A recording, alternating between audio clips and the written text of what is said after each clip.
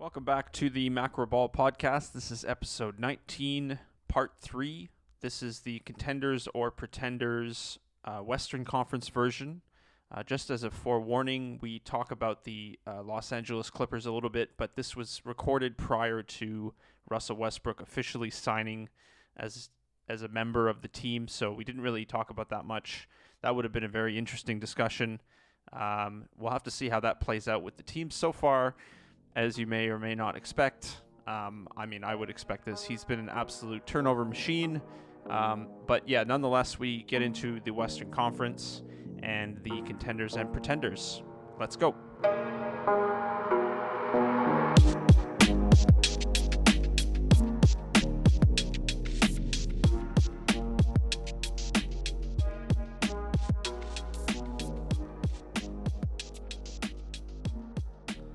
Okay, boys, we're going to talk now about the Western Conference. I just want to say it feels like a year where seeding probably, maybe it doesn't matter as much. Bit of a hot take. I feel like if you can get into the playoffs, obviously you don't want to match up with you don't want to get yourself into a bad matchup.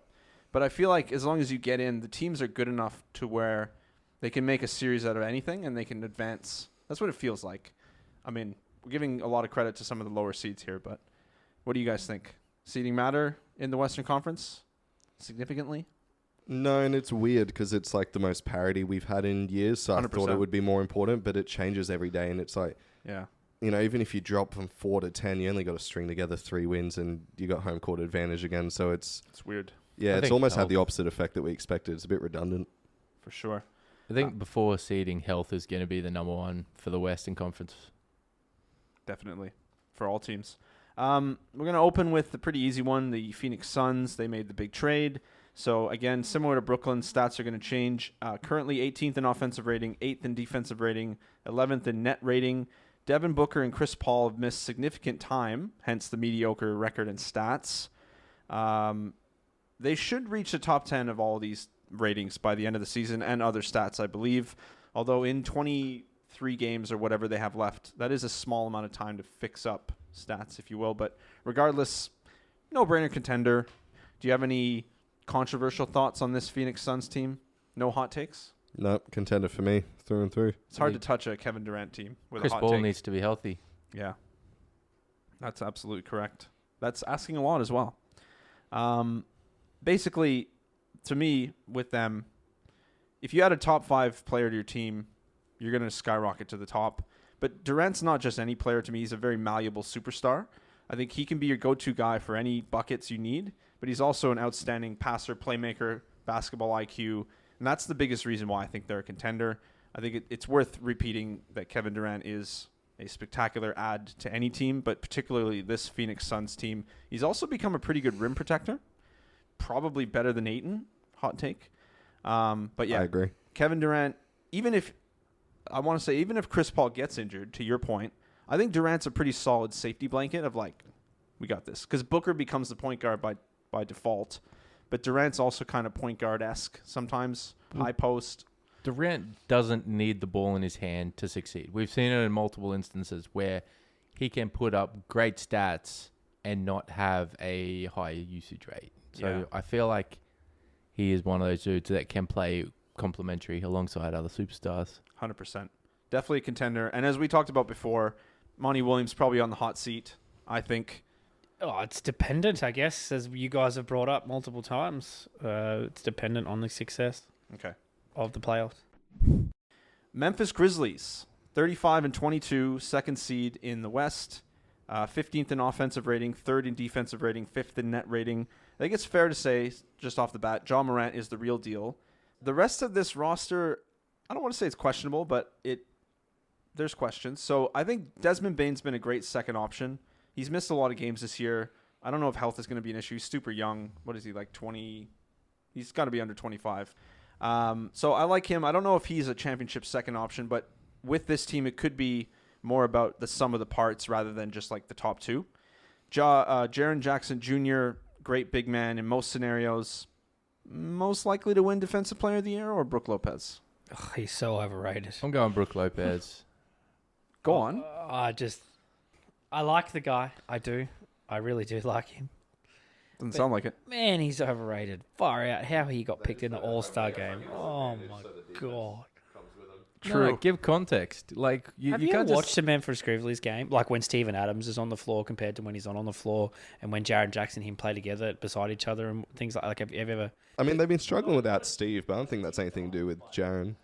I think their flow, their connection between them and leading players into Jaren Jackson has been huge. Like their ability to put him moving across the keyway, because 3 seconds into the key, he kind of gets away with it a little. Like he'll leave his man super early, but his ability to track a player and move with a player in the air is second to none. And his ability to keep a hand low whilst also contending high, meaning there's a little bit of foul, but there's also so many guys drive baseline, chuck that baseline pass to the corner three. He eliminates that. He is huge. I think he's going to be contending but I still like Brook Lopez just because I feel like he should get it. Yeah, and to your point, Joe, I think, correct me if I'm wrong, but I think you're sort of alluding to how they've struggled since Steve has been out for a little bit. I don't think that's anything to do with the defense. I think it's that no one else on that team rebounds, and that's been killing them. Like, Jaren Jackson averages, 6 boards a game? Yeah. But how does that not play into your defense? When you put Jaren Jackson Jr. and Steven Adams on the floor, defensively, you're going to pick Jaren Jackson Jr. For sure. If you want to put a guy on the floor that's going to help you in every little way that needs to help you. Okay, let's not say every, because I don't think Steve is doing many catch and shoot threes or anything like that. Every other way. Nah, Jaren Jackson. Word I said. Every other way was the sentence. Elite shooter, Steven Adams. Well, he does everything to help you win a championship. The Andrew Bogut's, those context of guys. If we go back to the podcast we did, Phil, do you remember I asked the question about keep 2 out of 3? I had Steven Adams, Jaren Jackson Jr., and Brandon Clark. Did you knock off Steven Adams? I think you did. I think so. Okay. And just want to make sure you're consistent. Yeah, no, I might change my mind about that. Okay, fair enough. What I was going to say to counter what you're saying a little bit, the best lineup from what I've seen in my research that the Grizzlies put out in terms of big men is actually the combo of Jaren Jackson Jr. and Brandon Clark. Now, that's not to discount what Steven Adams does, because I also have written in my notes, he controls the boards. 5.1 offensive rebounds a game is monstrous, and he sets bone-crushing screens. 2 of them, and I don't know if he leads the league in screen assists. I don't know if we care about those now that Rudy Gobert is no longer with the Jazz. That felt like his stat that was like only invented 3 years ago. But I feel like he'd be up there. So it's not like any of them. I don't feel like any of them are that much better than the rest of them in terms of effectiveness. But if you're going to close a game, you're probably not closing with Steven Adams, unfortunately. Yep. But he got played off the floor in the playoffs last year. He only played the first 2 games. So. But the mark of a good team is that you can accept that you're not going to be playing in certain matchups, and then against like a Joel Embiid, let's say you make the finals, you need Steven Adams to be a physical presence against Embiid. So you have to obviously play a role. I think Steven Adams is a perfect example of that. He doesn't seem like the guy that's going to, Kevin Love, yeah, I'm not playing. All right, trade me. That's not Steven Adams. So credit to him. But regardless, best lineup probably doesn't include Steven Adams, but it's still nice to have all 3. My question with Jaren Jackson Jr., is he good enough? Is he your third option, or is it Dylan Brooks? Like offensively, I think we've had this discussion before, but this circles back to my questions about the Grizzlies. Like, I don't know if they have the requisite collection of talent to win a championship. I think Jaren's tentatively the third option. I think if they cash in on a guy like Mikal in the off season, I'm basically just saying there's a lot of guys in the league that could become their third option or maybe second option if they choose, because they got all their draft capital if they catch in and use some of their assets and stuff. Because Dylan Brooks, he can get hot. You can't trust him with that role because he will shoot every time he touches the ball. So if he's one of your focal points on offense, I feel like that really takes away. Like, he's good for what he does. When he does get the ball in his limited touches, he gets shots up and he gets hot every now and then. But he's not on my points of emphasis whiteboard in the locker room. He's he can win you games with shooting, and then he's also gonna like flagrant foul himself out of the game. Like, he's like one of the ultimate X factors, I feel like. So I think that's worth mentioning. I mean, whose wrist is he gonna break this year? We'll find out. But that's the Dylan Brooks experience. Tyus Jones is worth mentioning off the bench. Him and Brandon Clark, probably the best 6-7 combo, like 6th man, 7th man, off the top of my head. That bodes well for them, and they added Luke Kennard at the trade deadline. Nice little shooting piece off the bench. So, like I was saying, I think they have elite defense. I don't think they have enough on offense. I kind of look at them. You could look at them almost like the Western Conference Cleveland Cavaliers, maybe. Better than, or like a better version of the Western Conference Miami Heat. No, I think I agree with you in the fact of more the Cavs element that they're hungry.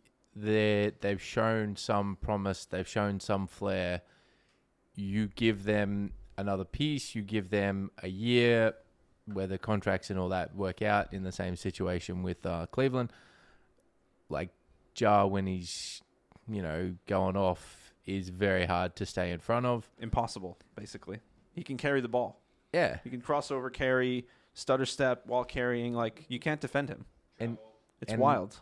And I think most teams that are going to be successful are going to have a double big sort of variation where you go a Giannis, a Lopez, you go like a Tucker, Embiid, you go a few of these teams like a Mobley and Allen. Like a number of these teams just have a duo that can lock up with the other team, or at least make it much harder to get easy shots at the rim. Right. I think a lot of this is going to be matchup dependent, as you said. I can't see them doing really well. Like I think they pushed and they whomped the Warriors a few times last year In the playoffs? in the playoffs. Yeah, those are some weird games. Yeah, But they yeah, really sorry, were. go on. No, but I wonder whether, like, if they are the same team 2 years down the track, will we be speaking about them in sort of a 76ers mentality of they've been around for too long, we know what they can do, they've been eliminated too many times. That's sort of my coming up of it. Do you think what you're saying is they could grow stale quickly? Yeah, I think so. Like, that's my take. To answer the original question, they're a pretender to me. Ooh. Yeah, which pretender. is- I'll agree with it. Which is, it's spicy because I'm contradicting myself. I think when you and me did our last episode, Mackenzie, I think there was a question between the Grizzlies and Pelicans picking their future, and I think I said the Grizzlies have everything that I would want for a team building towards that. Let me just cut you off. I think what happened, from my memory, was you picked the Grizzlies because I asked you the question initially. Then I made the case for the Pelicans. You were like, "Damn, that's a good case." And you Okay. but either way, yeah. Sorry. So Your maybe point- that's why I'm doubting them right now. Maybe you subconsciously changed my mind. I just specifically for this season, I don't know. Maybe it's because preseason I projected them to fall off a little bit. I still feel like they're overachieving. Me too. They're a really good team, and I think they're well coached and they match up with a lot of teams well. But it's just like maybe it's that they don't have a second and third behind a jar that I really want for a team that's contending. And I like Desmond, but I like all those guys. But it just doesn't feel legit. It still feels like a overachieve, happy to be here. Bit of a hot young Let's team. cash in, and Yeah. it just doesn't feel as serious as some other teams. Well, they smack talk enough. I was gonna say Maybe that's why. Maybe I just don't like them. Maybe I'm Yeah. a hater. I was actually going to bring. They're very easy to root against, considering they're so cocky for a team that hasn't done anything. They have Dylan Brooks. Like, everyone wants to see them lose, in my opinion, outside of Memphis. They're a good team. I'm going to put them as a contender, but just barely based on what I was saying. I don't know if they have enough outside of Ja.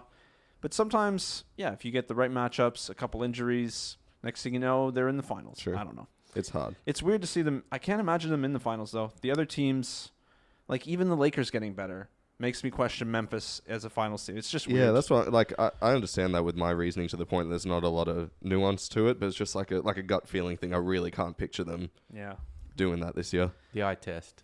Yeah, we'll call it that. Next team is the Sacramento Kings, 32-25, the third seed, second in offensive rating. They've been killing it this year. 22nd in defensive rating, which we'll talk about in a second. 7th in net rating. So they have the fourth most difficult remaining schedule in the NBA. What do you think, guys, about the Sacramento Kings? We'll start with Josh.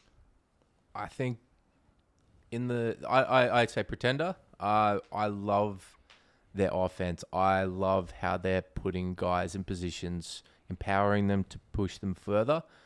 I think Sabonis, like I've been proven so wrong over this entire year. I didn't sold all my stock of De'Aaron Fox, and now he's absolutely balling out of control. My big thing is I just think the refs are way too willing to call fouls on Sabonis, and when Sabonis goes to the bench, their entire flow almost ceases. There a lot of a counterpoint. Like obviously, Sabonis is their offensive hub. Everything they do starts with him. But depending on who you match up with, Sabonis fouling and you being able to bring Trey Lyles in as a small ball 5 and play 5 out. Not naming any names, Rudy Gobert, but that's a really favorable 5 in some matchups in the postseason.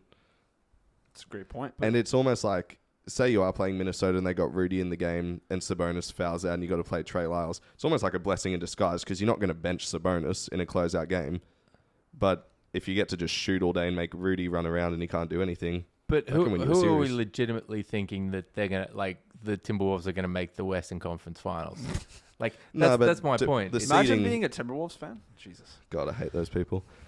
So my thing being is that I don't think with a 20-something offense or defensive rating, you can sustain yourself throughout the playoffs. And I think that's where it's really going to hurt. That, like, everyone's stepping up. Although Kevin Huerter's not been shooting that well recently, I still feel like they've put everyone in a position to not only play the best, but also develop those secondary or third little skills that either a catch and shoot, a dribble off, a pass, like those little 3 things. They're empowering everyone to do it whilst they've still got a superstar in, Sabonis as well as, De'Aaron Fox. I just worry about their ability to stop players. For sure. Joel? What you're saying is relatively true in the entire offense runs through Sabonis. But De'Aaron Fox is, I don't know, Mike Brown's given him like a new lease on life, I guess you could say. And Sabonis. To a degree. Yeah. They will be a top 5 Western Conference team. Yes, okay, the Western Conference has changed with all the trades and all that other jazz. That's fine. They don't have the superstar power like the Mavericks, all the rest of it. But the Kings have one thing that a lot of other teams don't have is that core. They're playing so well together. They haven't changed a hell of a lot. And Mike Brown is a defensive first coach. Usually, He's been on championship winning teams. He's been assistant coach on championship winning teams. He's had LeBron on his team. He's had all those things that this is a big stepping stone year for them. Are they going to win the championship? Hell no. But will they make pretender. the first round? No, they're a contender to me because they're going to upset people, right? They're going to come up against your... They're going to upset you when you realize that they're a pretender. How many teams can they upset as the 3 seed? You put them... The only team that I believe that should annihilate them will be the Nuggets. Wait, the Nuggets are the only team that should destroy the Kings? Yes. Is that what you're saying? No. Yes. Okay. I think that's the team they have a shot against. If you put De'Aaron Fox up against Jokic and in a bit, like, you get that cross match, he's going to rip him up. Nope. I mean, I respect your opinion. If I'm any playoff team and I get to pick who I'm playing against and someone's the 22nd defense in the league, I'm licking my lips at that. It sounds pretty good. My thing is, they're a pretender for sure. I'm not convinced their defense is going to cut it. Josh, you covered that. They're allowing the 3rd most points in the paint this year. In my research, paint defense is one of the most important factors in championship teams. Now, I bring up defense as well because, Phil, in the preseason pod, you mentioned, and this is to your point you just brought up about Mike Brown. Mike Brown had only coached defenses that finished in the top 10 as the head coach in his previous stops. So now they're 22nd. They've obviously focused on Mike Brown and probably the rest of the coaching staff implementing a Warrior-style offense, I believe, is the go of that. And that's worked wonders. Obviously, Sabonis is an amazing facilitator. And they have a lot of nice pieces around. Malik Monk, I really like. Just guys that are irrationally confident. They're just going to shoot you. They're going to shoot you into games, and maybe they'll shoot you out of games. But they have enough around to sustain. Definitely a pretender. Although, to the point, having home court advantage should be... Their home crowd is going to be amazing. Wait for it. I bet you it'll be the best home crowd you've seen in years. Better than the Warriors. Time in 16 years or something. The Beam I Light mean, the beam. hopefully they can light the beam at least Light once. The beam. Dallas Mavericks, 31-29, 6th seed, 8th in offensive rating overall for the year, 24th in defensive rating, 15th in net. I just wanted to bring up last year. They've fallen off. Last year they were 14th in offensive rating, but they were 7th in defensive rating. So they've gone from 7th to 24th. They don't seem to care about defense this year, and they were 7th in net rating last year. Second slowest pace in the NBA. I think that bodes well for the playoffs. They're the most isolation-heavy offense in the league, which is not surprising, given they have two amazing players. They lost 4-1 in the Western Conference Finals last year. I don't see them repeating that success. I'm just going to throw out there, I think they're a pretender, but I want to hear what you guys have to say. I agree. On the note of their defense falling off this year compared to last, I think the first 2 years when Jason Kidd coached the Bucks, a similar thing happened. So perhaps it's a coaching thing that they need to address. I think the first step is making off-season moves, and then Jason Kidd's probably the next domino. But yeah, they're a pretender to me. It's the Kyrie move is great for keeping Luka engaged, and if you can retain him and extend his contract, but you just need more pieces. I sort of just went on a tangent about how you can't win as a 22nd defense if they're 24th, and that's probably bound to get worse. I don't like their chances. Joel? Agreed. 100% agree. The defense makes a massive difference, Mackenzie. You brought it up. I should say they have the easiest remaining schedule, according to Tankathon.com. Likely to finish as a top 4 seed. They're the 6th seed right now. Wow. My only point So dismissive, Joel. I don't think so. that I can possibly think is Kyrie loves to push the ball. So they may have the slowest pace, but I think in the playoffs, your ability to get 10, 12 points off either turnovers or quick fast breaks can be a huge difference between you being in a really tight contest and, you blowing out a team because they just give up in a sense. So I feel like although half-court offense is pretty much everything in the playoffs, your ability to get out and run and move and get easy points. I think that's a great point. Just the counter argument is they don't necessarily have the pieces to force those turnovers to score off of. I think they're a pretender. I don't think it depends on a lot of things. Their shooters need to be consistent because they're going to probably double team Luka. Swing. Can they make the shot? We'll see. You ain't trusting Reggie Bullock. Jesus. Yeah, and Tim Hardaway, Maxi Kleber, if he even plays anymore. Next team, Los Angeles Clippers, 33-28. They're actually the 4th seed right now, which feels like they're the 9th seed or something. But 21st in offensive rating, 10th in defensive rating, 16th in net rating. How is this team the 4th seed? Couple interesting stats. So they have the second toughest remaining schedule in the NBA. There's no lineup on the team that's played together for more than 13 games this year. They made some interesting moves at the deadline. Nothing major. They added Eric Gordon, Mason Plumlee, and Bones Highland. They lost Luke Kennard, John Wall, and Reggie Jackson. There's a rumor mill swirling that they might add Russell Westbrook at the request of basically the whole roster. I think we discussed before, it smells like not the best move to make. And Eric doesn't seem like the needle mover. Like he seems like a decent piece, but they had Luke Kennard. Who, I would rather Luke Kennard, but apparently the Clippers were like, eh. Yeah, Eric Gordon is a much better playoff performer than Luke Kennard. True. But That's true. I just don't like whether the money is an element to it, like coming off. But yeah, I wish Kennard had a longer contract, so maybe there was about that too.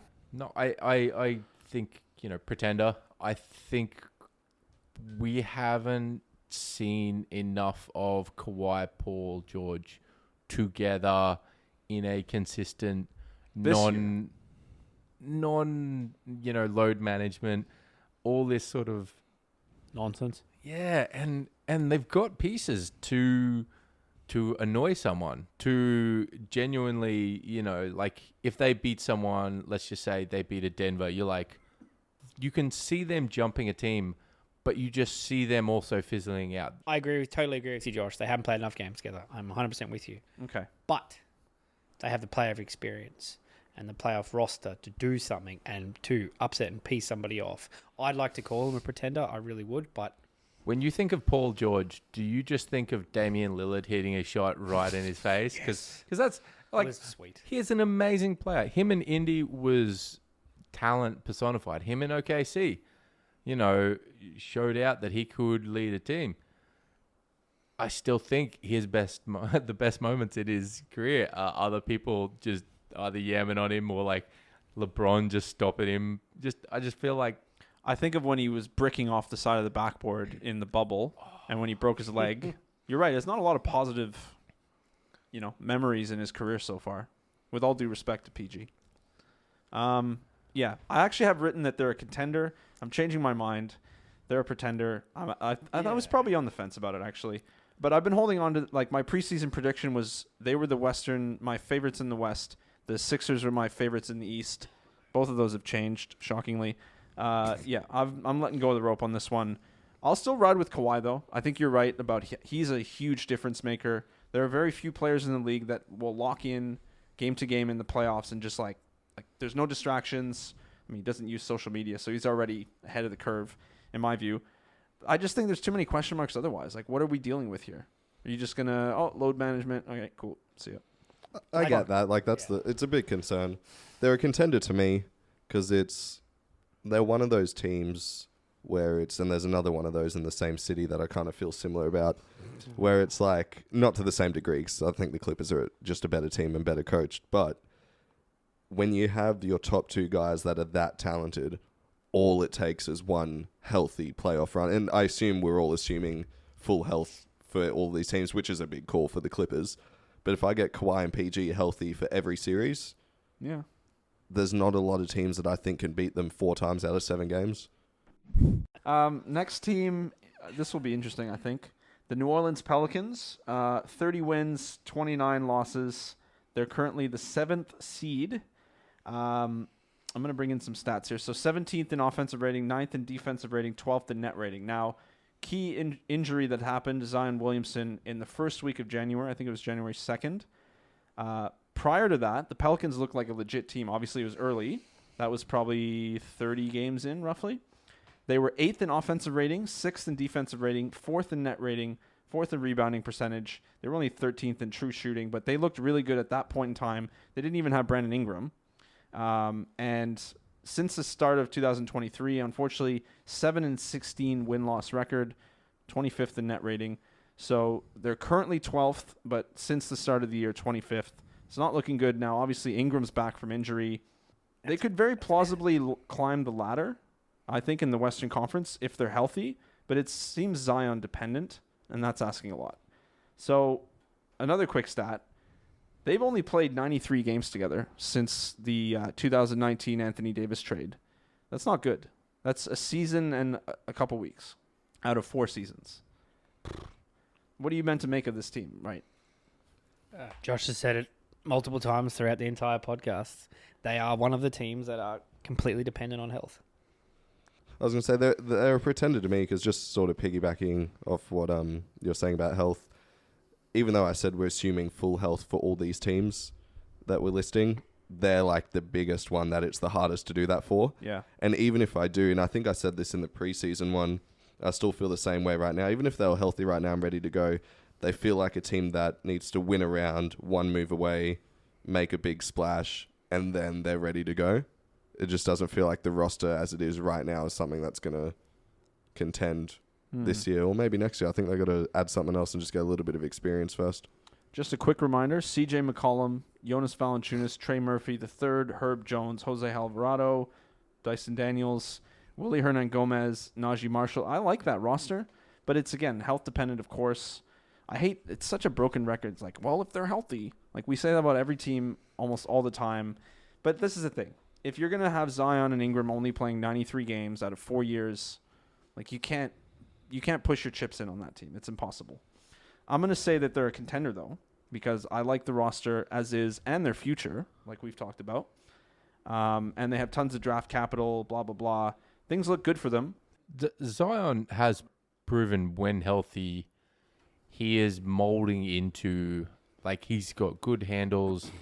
He can jump out of the ceiling, but his decision-making has improved a lot since his rookie years. And so I feel like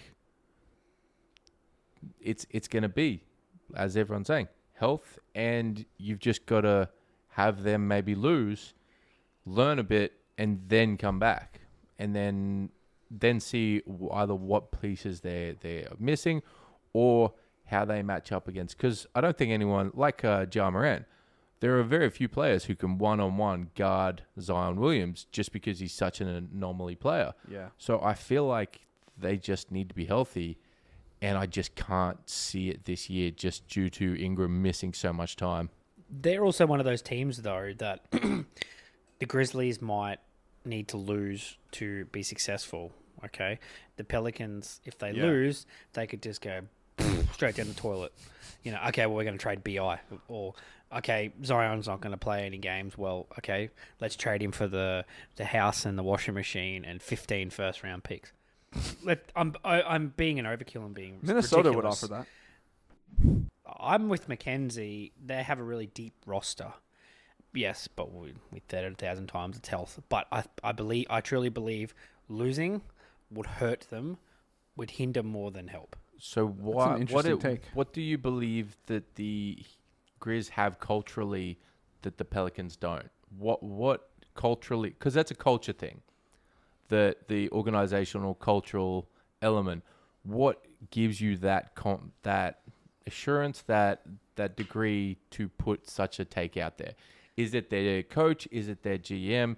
Is it their owners? Is it the moves that they've made previously to trade away a superstar like AD? Like what is in place that you just think they're going to crumble rather than become resilient? I believe Zion's soft mentally. Okay. Wow, big. There was many.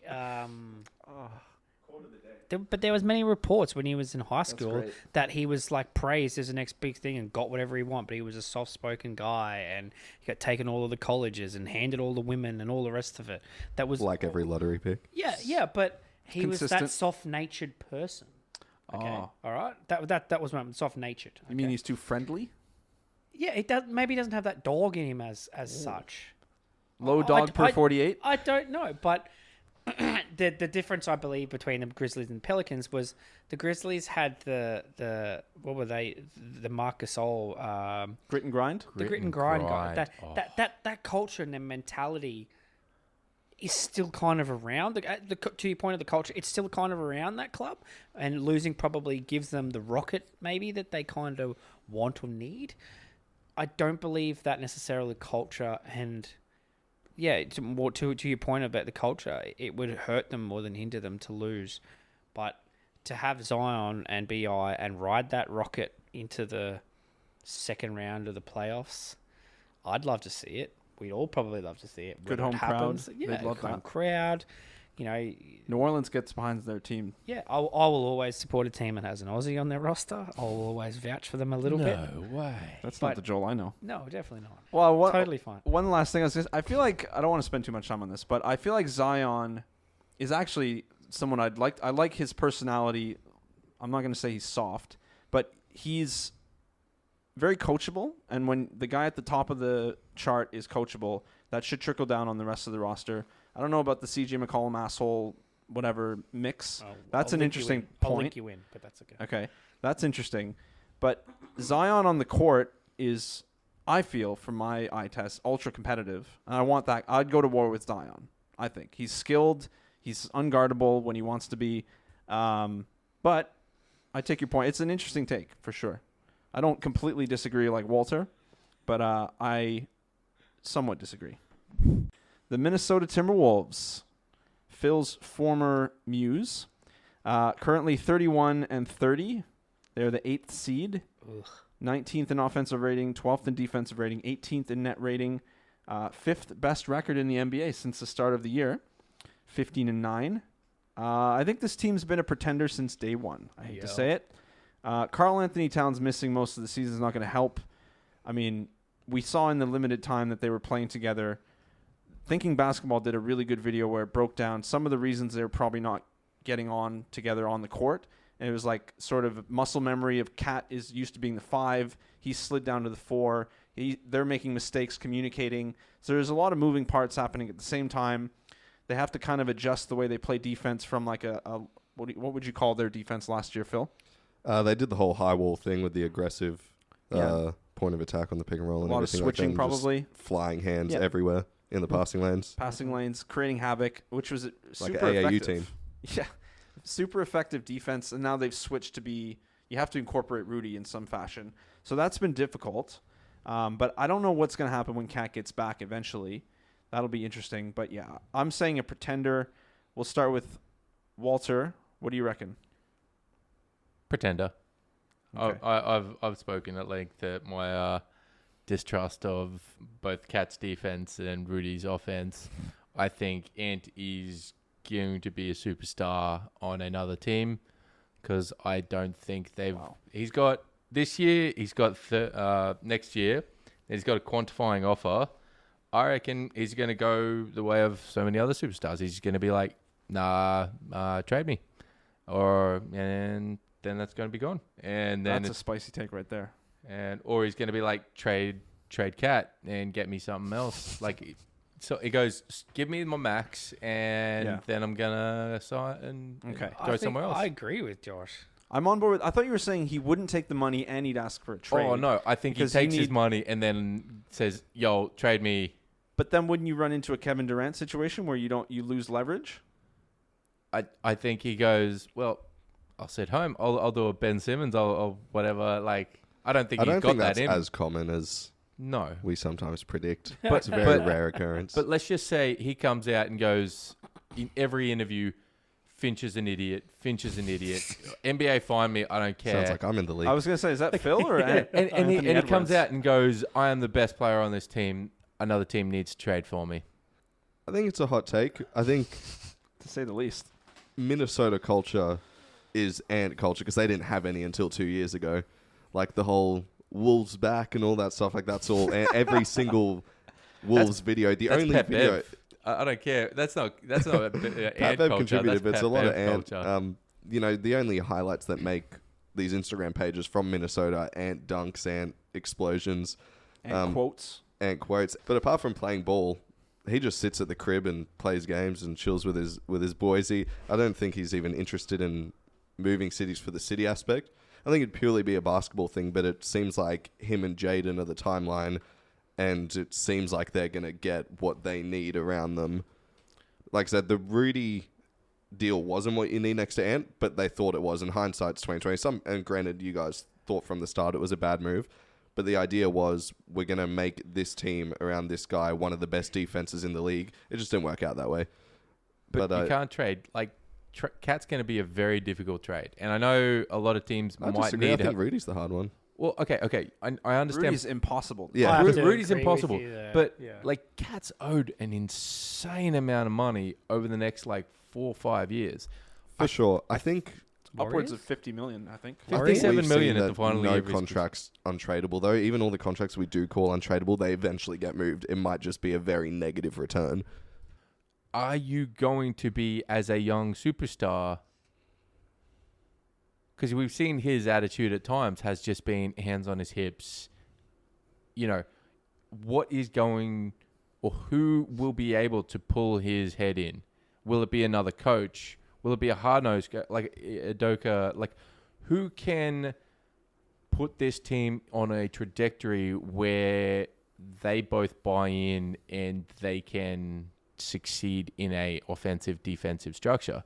They're good questions. Yeah. I just don't know if they're the right questions to ask because I feel like everything starts and finishes with Ant in that franchise. Yeah. Like, it took one good playoff series for everyone to realize he's going to be the number one. If you got to move one out of him and Cat... It's Cat, and it's like, you have your things with Cat, and he's got his criticisms, but he's an all-NBA center, and he's been top 3, top 4 his position every year, and it seems that easy that he's the one to move over Ant if something happens. Yeah. It all goes through him and starts and finishes with him. Like, I think Yeah. and I'm not saying he's going to be there for 20 years his whole career, but if he leaves, I think it's going to be after every single thing has been trialed and errored. Everything's exhausted. Yeah. I wouldn't be surprised, honestly, if he requested a trade. I wouldn't, give in this day and age, player empowerment, there's going to be an agent in his ear probably, or his family or friends or everybody, all the above, saying, look, Ant, you're in Minnesota. Come on. You can go to the Clippers, maybe, and you'll be in Los Angeles sunshine. The last thing I was going to say was I don't think D'Angelo Russell was meant to be on this team long term. It's hard for me to pinpoint why, and I definitely think Mike Conley is the better fit on this team. Yeah. At least for now. They could blow this up entirely. Phil just flipped everyone off for those listening. I don't know. I don't want to spend too much time on this, but what do you think was going on with Russell in Minnesota? D'Angelo Russell seemed like the scapegoat in Minnesota. Why do you think that was? He was a bad playoff performer. Ooh. I think that's number one. Like that never helps, does it? No, and I think, Minnesota, they were a playing team. They didn't have a lot of choice it's not like you're a top seed and you win or lose depending on who you want to play. But most Wolves fans and a lot of NBA fans thought that the Grizzlies were the best matchup for them based on the regular season series. And D'Lo killed them every single time they played in the regular season. They got to the playoffs and he shat the bed. He's not a pure playmaker. I think he's a really talented passer. IQ and vision are pretty good for his position, I'd say. But even just the stuff like Mike Conley came in, he was coaching guys on how to feed Rudy. Even just telling them when you bounce past to Rudy, you got to throw it down so it comes up. Because when the trajectory is going that way and it's coming past Rudy, then he can't catch it. But, if you throw it so it's right, and stuff like that, some of the lobs they were just throwing in wasn't working.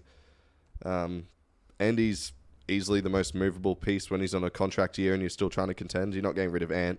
Like you said, Cat's contract isn't easy to trade, especially when he's injured and hasn't played. It was just an awkward fit. Spent way too long talking about Minnesota. Yeah, I'm ready to wash my hands with that team. Thanks, Josh. Fair enough. Anywho. Pretender.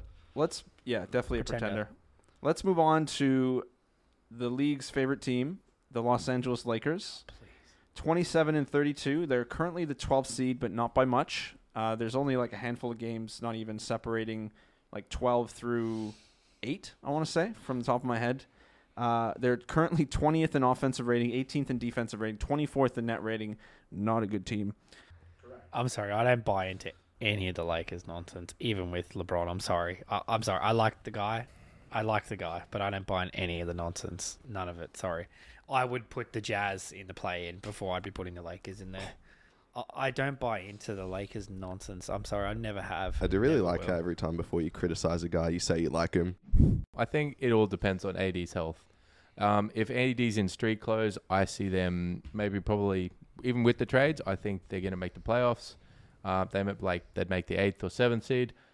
Other than that, if AD is healthy, I can see them maybe upsetting someone. It probably won't be it depends on what version of AD you get. But history has sort of put in place that you can't trust a healthy, or you can't put faith in a healthy street clothes.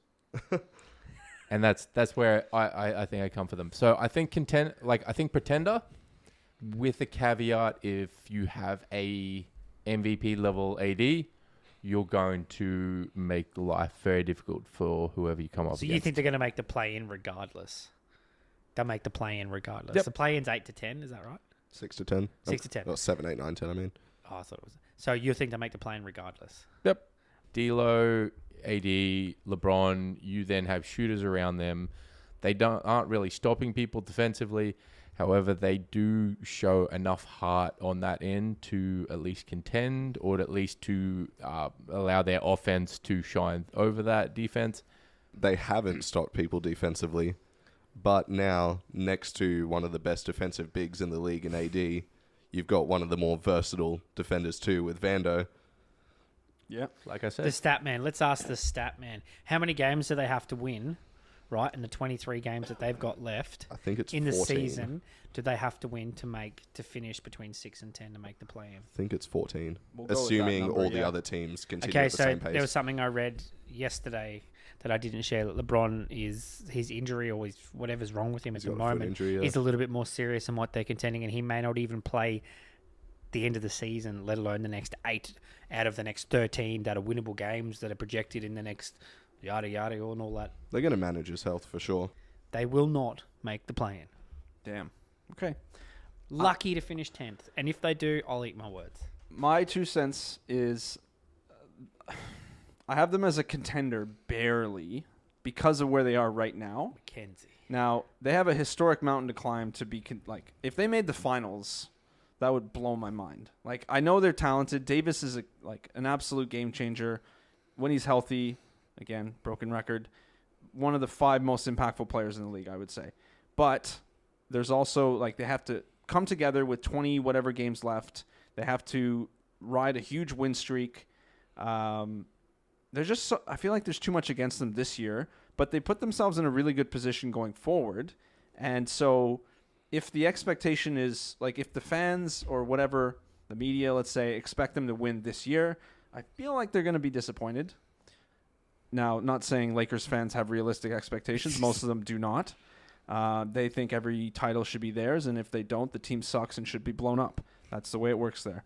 But the other thing, too, is let's say they made the playoffs. Let's say as a 7 seed, you're running into a tough team, whoever it is. Even though, you know, we just talked about how Davis makes such a huge impact.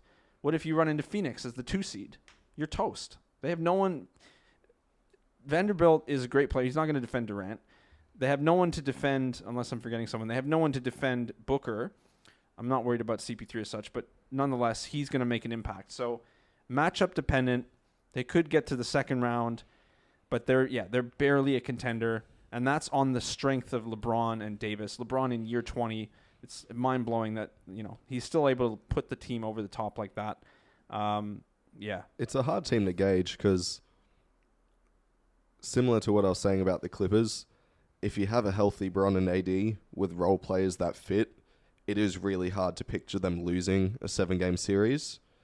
But at the same time, I almost feel like an idiot thinking that a team that's got 20 games to get chemistry and get together and get healthy and learn each other, and they don't have an adjustment period. They have to make somewhat of a run. There's not a lot of leeway. Yeah, but I've been an idiot before and I turned out to be right, so I'm going to go with a contender. But then were you actually an idiot? Well, I felt like one when I predicted the Kings before the season. That was meant to be my hot take, but Hey, I was with turned you. out to be the prophet. So I was with you. Those boys were not. we'll Yeah. join this side for the Lakers Yeah. postseason run. No, sorry. I was waiting for you to respond to that. No, definitely not. You're riding too many waves. There's a lot going on. I don't like it, but I'm still going to put them as a just meeting. Mackenzie is- Just whatever the passing mark is for like a final exam in high school, like they'll make like 1 grade over that, for example. All right, Denver Nuggets, 41-18. They're the number 1 seed with a 6-game cushion on the next team. First in offensive rating, 13th in defensive rating, 3rd in net rating. They lead the league in true shooting percentage, top 5 clutch win percentage. They're 27-4 at home. Historically speaking, usually one of the toughest arenas to play in, usually physically, not necessarily because of the fans, but they're good too. They've got the probable MVP in Jokic, which we'll get to later. Solid supporting cast. I'm going to say contender. It's not even a hot take. They're the number 1 seed with a 6-game cushion, but there's still question marks, and I'm going to start with Phil. What do you think with the Denver Nuggets? They're a contender for me. I don't have too much to say about them. It's short and sweet, but when you have one of the best, not even questionable, one of the best players in the league, we saw what he did with a bunch of G Leaguers around him last season, and he's got really, really good role players that complement him perfectly now. I think with the Nuggets, the question's always going to be, do they run into one of the better pick and roll teams in the league? Because that tends to eat Jokic alive. But if they can luck out with some injuries or matchups and seeding, if they can avoid some of the more elite pick and rolls, I think they'll be sweet. But if they come against like a Phoenix or a Golden State, even if Curry's healthy, Golden State killed him with the pick and roll last year. I don't care what the Warriors look like. They would eat Jokic alive in the pick and roll again. But yeah, it's those great pick and roll teams that are threats to them. Otherwise, I got them as a contender. The thing that I haven't studied enough, I feel like I should, is like when the Nuggets are losing in the playoffs and then you go into the offseason, you go, okay, what did we do wrong? Obviously, we have the MVP, back-to-back MVP. So what can we change for the next time we inevitably get into the playoffs? What are the flaws that we're healing? I don't know if they've healed the flaws that they have in their offense. Doesn't feel like it. I mean, Jokic, here's the thing. Jokic isn't going to train in the offseason and turn into an all-defense first-team player. So do you have enough around him to make up for his deficiencies on defense? It doesn't feel like it, but you could also make the argument that their offense is so potent, it doesn't matter. So it's That's sort of how I'm feeling about them. Yeah. I mean, they're the 1 seed for a reason. They're killing it. They're a really good team. And this is their year. If they're ever going to win it, Great role they have players. said, Yeah. and they're the beat writers and everybody's, if they're in with a chance, it's this year. They had success before. Like, I don't think we're going to see bubble Jamal Murray ever again. We might.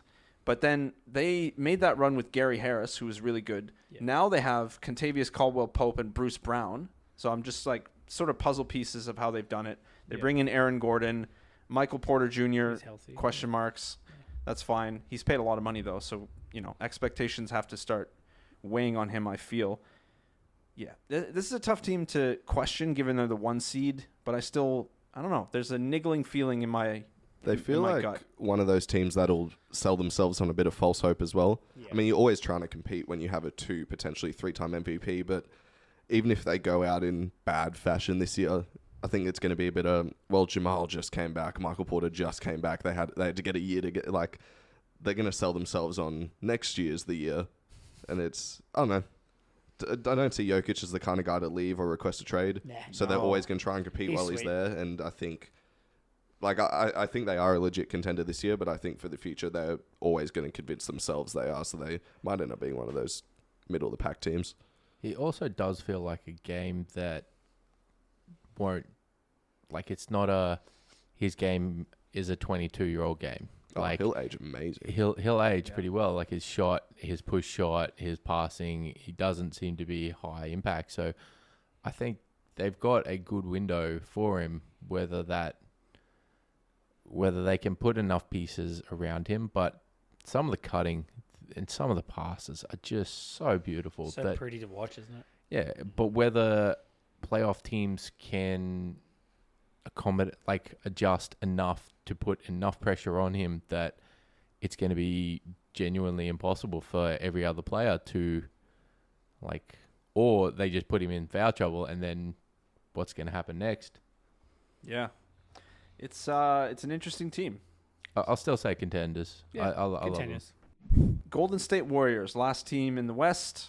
They're currently 29-29. They're the 9th seed, 12th in offensive rating, 20th in defensive rating, 19th in net rating. So not been a great season. Although I think they're leading the league in points per game, so they're scoring a lot. Doesn't mean it's been a good offense as such, according to efficiency metrics.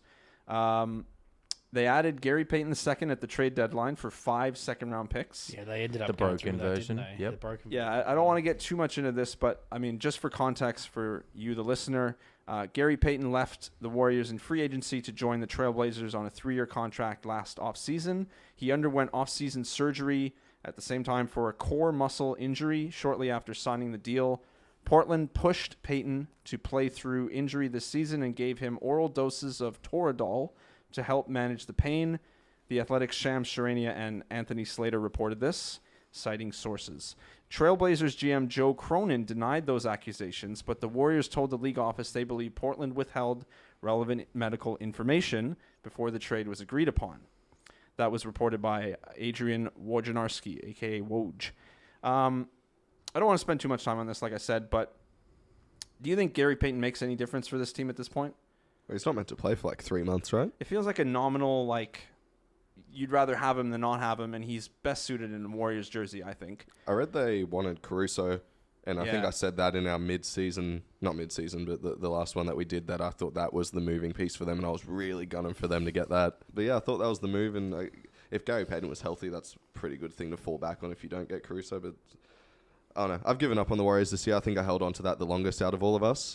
I really thought this year had a last dance vibe. I thought, second half of the season they'd get it together. I mean, I could say a million things about it, but I think what really broke the camel's back for me was Curry's second injury, this knee one, and don't feel like there's a lot of information out about it. I just don't know what's going to happen, and it's not the year I thought it'd be. You can also tell that a lot of the players are making comments, like Draymond and as well as Thompson are making comments that they're sort of understanding the business side of it. That they're like, yeah, we're probably going to get moved, and we've appreciated all the 4 rings that we've got, and we're going to go in the Hall of Fame. The team looks kind of deflated. Yeah, Yeah. I feel like if Wiseman had turned into the player that he could have been, we would be talking very differently about them. But I've had stock in him for a while. I had such high hopes for Wiseman, man. Do you like? I mean, Can he have a resurgence, or do you think Detroit has a timeline for him to get better? The problem is he's being coached by Dwayne Casey. Oh. No, I mean, So that's no. a bit tongue-in-cheek because I have Raptors scars, but I don't think he turns into like this amazing player in Detroit. He'll get opportunity, but they also have like different players, but they have Marvin Bagley. What's happening there? Who? He's injured, but He was playing Who are you earlier, talking though. about? Marvin Bagley? No, not an NBA player. I don't know what you're talking about. Oh, that's disrespectful, but true. Interesting. I just wanted to say it's fairly uncommon that defending champs are not contenders the next season. It's only happened a couple times since the 2000s. So the 2020 Raptors, debatable if they're a contender the next year. They were a good team. The 2012 Mavericks and the 2007 Heat. So this is a bit unprecedented. It makes me wonder whether or not the Warriors, I mean, we can go back in revisionist history and talk about different teams. The Bucks, for example, benefiting from the Nets injury stuff. Are they a real championship team? They still won the title. Part of winning a title is being healthy. So I'm not going to take that away from the Warriors is what I was getting at. But for this season, I felt reasonably confident they could win back-to-back, even as an 8th seed. I think we talked about that a bit and in the group chat. But there's just too many factors now against them. The Suns and the Mavericks trades, more specifically the Suns. I think the Suns would cook the Warriors in a series. Curry's injuries. He's missed 20 games so far this year. It feels like a lot more than that. Yeah. But he's currently slated to be back on the 28th. We'll see how that goes. Who knows how healthy he'll be for the playoff push. A lot of pressure with 20 or so games left. And then also an interesting quote Draymond Green had. He said, quote, "I don't think it's a championship hangover. You're not hungover at 560 games into the season. You're a loser if you're still hungover at that point." End quote. It's pretty spicy stuff from Draymond. Valid. Sounds like a foot out the door, maybe? No? Yep. Irrelevant? I don't know. It seems like it. But do you think that quote specifically is a call to arms for the rest of the team? Or is it Draymond checking out, all things considered? I don't think he's checking out. I think the Lakers thing seems kind of dead in the water anyway. A lot of people thought he'd go play with Bron just because, but their salary situation, them and D'Lo have started conversations on an extension. If they don't keep him, it's going to be because it's for a sign and trade for Kyrie, it feels like. I think that money's going into a point guard, Different and player specifically than one Draymond. that's younger than Draymond. Yeah. Especially if you have Vanderbilt. Do you want, like, I won't want to give Vando up. And you don't really want Draymond as well. I'll keep, Vanderbilt. Yeah, I like that youth. Okay. Portland maybe still goes for. Portland would. I don't know. Portland would give up every second round pick they have left for Draymond. So do we all agree that they're a pretender? Yeah, Yeah. and that's the thing. If you had a healthy Steph Curry, Different conversation. different conversation.